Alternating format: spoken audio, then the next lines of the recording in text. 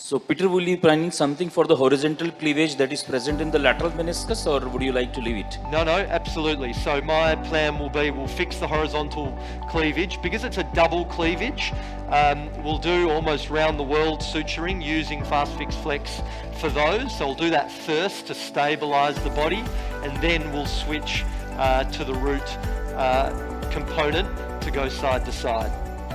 Peter, any tips and tricks in terms of order of operation? So in terms of, I can see right now you're looking more into the femoral side of the ACL.